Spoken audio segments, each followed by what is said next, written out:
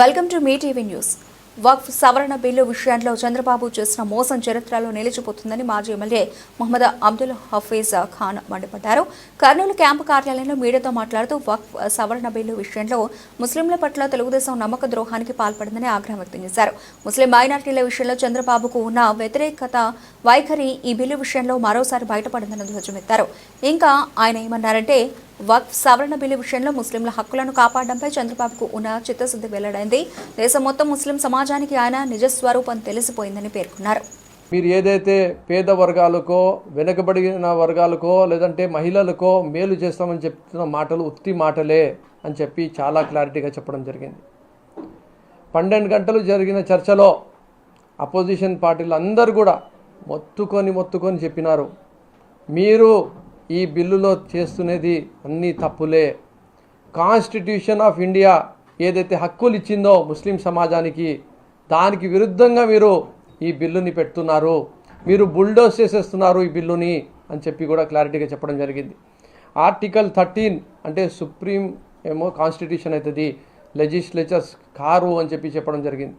మరి కాన్స్టిట్యూషన్ మాకు ఏం రైట్స్ ఇస్తుంది అంటే ఆర్టికల్ 13లో కానీ, ఆర్టికల్ 14లో కానీ, ఆర్టికల్ 25లో కానీ, 26లో కానీ, 25, 26లో అయితే చాలా స్పష్టంగా మాకు ఫ్రీడమ్ ఆఫ్ రిలీజియను, మేము మా ఇన్స్టిట్యూషన్స్ని స్థాపించుకోవడము, భూములు కొనుక్కోవడము, పెట్టుకోవడము, దానిలకు మొత్తం నడిపించుకోవడము అనేది మొత్తము ముస్లిమ్సే కాదు ప్రతి ఒక్క రిలీజియన్కి సంబంధించిన మనిషి భారతదేశంలో చాలా ఫ్రీడమ్తో చేసుకోగలుగుతారు అని చెప్పి చెప్పడం జరిగింది. అలాగే ఆర్టికల్ 14లో ఎక్కడ కూడా డిస్క్రిమినేషన్ జరగకూడదు. డిస్క్రిమినేషన్ అంటే మతపరంగానో లేదంటే జాతిపరంగానో కులపరంగానో ఎక్కడ కూడా వాళ్ళకు అన్యాయం జరగకూడదు అని చెప్పి కూడా చెప్పడం జరుగుతుంది. నిన్న తెచ్చిన బిల్లులో ఈ బిల్లు ఎందుకు తీసుకొని వచ్చినారు, ఎవరు తీసుకొని వచ్చినారు, దానికి ఎవరు మద్దతు ఇస్తున్నారు అనేది కొంచెం మనం ఆలోచించుకోవాల్సిన అవసరం ఉంది. ఎవరు తీసుకొని వచ్చినారు? బీజేపీ పార్టీ తీసుకొని వచ్చింది. బీజేపీ పార్టీ ఎన్నడూ ఏ రోజైనా ముస్లింలకు సహకరించిందా? అట్లాంటి దాఖలాలు ఏమైనా ఉన్నాయా? లేవు. 10 సంవత్సరాలు వాళ్ళు ప్రభుత్వంలో ఉండినారు. వాళ్ళ దగ్గర ఒక్కడు ముస్లిం మైనార్టీలో ఎంపీ కానీ సీట్ ఇవ్వడం కానీ, ఎంపీగా గెలవడం కానీ, లేదంటే మంత్రిగా చేయడం కానీ జరిగిందా? జరగలేదు. మరి వాళ్ళు ఎప్పుడు ఏం మాట్లాడినా పాకిస్తాను, ఖబ్రస్తాను, ముసల్మాను, తాలిబొట్లు కూడా తీసుకొని వెళ్ళిపోతారు అని సాక్షాత్తు ప్రైమ్ మినిస్టర్ నరేంద్ర మోడీ గారు లాంటి వాళ్ళే మాట్లాడడం జరిగింది. అంటే ముస్లిం సమాజానికి కించపరచడానికి, వాళ్ళకు మార్జినలైజ్ చేయడానికి, వాళ్ళకు పూర్తిగా అణచివేయడానికి ప్రయత్నం చేస్తున్న పార్టీ బీజేపీ పార్టీ.